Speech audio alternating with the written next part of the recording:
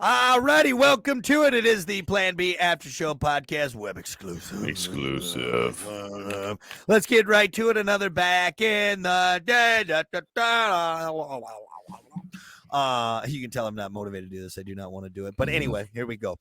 Back in the day, September 8th. Let's do 1966, 57 years ago. Star Trek premiered on TV starring William Shatner. There's something on the wing, William Shatner.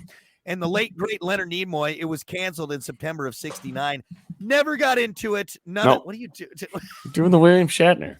Oh, there's something on the wing. Something on the wing. Something. Yeah, and again, I'm not knocking it. Not that I'm not into like cool space sci-fi movies, but just never. And dude, people go nuts Berserk for that. It's crazy, Dad man. used to kind of watch it.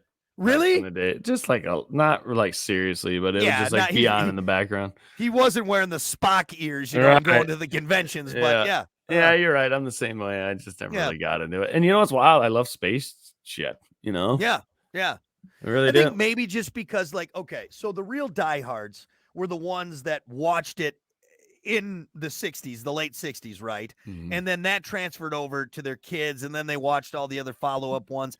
Like, for me, I'm telling you, if I had the choice between watching old Star Trek or not watching anything, I'm sorry, I'm just not going to watch. I'm not going to watch it. You know what? I just wouldn't watch anything. I would much rather watch like Twilight Zone or something like that. Yeah, yeah. If I'm watching old-timey stuff, Star Trek's not coming on. I'm sorry. Yeah. But yeah, man, it's just massive, like the following. And they've done so many spin-offs and, the Next Generation and all that stuff. I had a buddy who said this one time, and I'm like, damn, I think you might be right with this. He's like, you know what, man, I'm just going to be honest with you. I don't like anything with this name Star in it. Star Trek, Stargate SG-1, Star Wars. It's just, I don't know. Yeah. And he's a huge space guy too. Huh. Interesting. Maybe because it's not realistic. Is that why? Or maybe, and it's just a lot of times it's like it's hard to like, especially back in the day, to like make things look futuristic, legitly.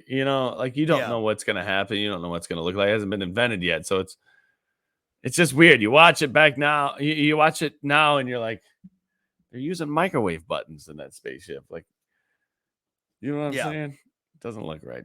It's weird.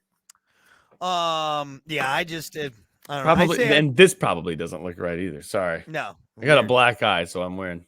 Is that what it is? I'm wearing black eyes. And I just noticed my shirt's inside out too. Jesus. Get it together, man, would you? Jesus Christ. I'm in disguise. In disguise. You're just a mess. Yeah. Let's see. Is that it? Honestly, Ally McBeal premiered 26 years ago. That was a big show. Can we title this one Just Don't Watch? Just don't watch. There was nothing. What about this? Here we go. This is a good one. We'll end with this. 25 years ago, 1998, on September 8th, Mark McGwire of the St. Louis Cardinals broke Roger Maris's 37-year-old record for home runs in a single season, hitting number 62 off to Chicago Cubs pitcher Steve Treshelle. What's it up to now? I think he still has it, doesn't he? Really? I think so. Single season home run record. Oh, Barry Bonds got 73 in 2001. I thought it was higher than 62. Yeah, Barry Bonds. Here's the thing, though. They were all roided up, right? Mm-hmm. There's got to be an asterisk next to that. Yeah. Because there's no way those guys weren't juiced. Yeah, if you can pull Reggie Bush's Heisman Trophy, you can definitely pull that. Yeah, I think so. I think so. And again, I'm not saying they're not talented players, but like you cannot deny, you cannot say that was all. Right? There are some pictures, man. It's Sammy Sosa, especially. There's a picture of him, like I don't know, growing up or right before he was in the majors. Yeah, and he's just like, dude, he looks like me. Yeah, right. Skinny and scrawny, and just looks like a worthless piece of. Well, no, there's a good one of Barry Bonds too. You look at him and you look at like how he was. And not saying you're. That's what I was talking about, Barry Bonds. Oh, I thought you said Sammy. I think you said Sammy Sosa. But anyway, I did say Sammy Sosa. Sorry, but no, you're right. Like you look at like his early days with the Astros, and it's like there's no way that was natural. Then you look at him just jacked up. It's like, come on, let's just call a spade here. Yeah. So I do all right, he's not in the league anymore, but I was doing a golf league a few years back with a guy who pitched in the majors. Pretty incredible. Yeah. Actually, pretty incredible to golf with this guy and just talk to him about it and just like the stories. Yeah. And it was the Mark McGwire era. Mm. And I asked him, I'm like, you ever pitched against Mark McGwire? He's like, yeah. Yeah. I'm like, really? He was a significant pitcher too. I can't remember. I wish I knew his name offhand right now, but he's like, Hunter, I'm not lying to you when I say this. The first year I pitched against Mark McGwire, he looked like you. And he's like, I showed up next season, and the guy standing over the mound or over the plate with the bat was not Mark McGwire. He's like, he completely changed. And I'm sorry, you don't get that just from eating chicken and rice and lifting weights, man. So, and I asked him, I'm like, what's that like?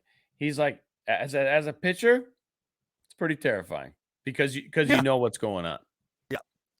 You're like, even though I know I am a very good pitcher and I can whip that ball, you still in the back of your head know, but that dude's on roids. Well, and here's the other thing too. He fucking hits a line drive at your face. Jesus Christ. Yeah. It was just interesting hearing him talk about it. He was like, the physical presence over the plate was completely different. Yeah. You know, it was a fucking muscle with a bat, dude. It was just one giant muscle with a bat. Yeah. All natural, my ass. Anyway. All right, there you go. We can wrap it up on that. That'll do it for another Back in the Day. We'll see you next time for more of the Plan B After Show podcast. We'll see your black eye. Oh, he's fine. He's okay.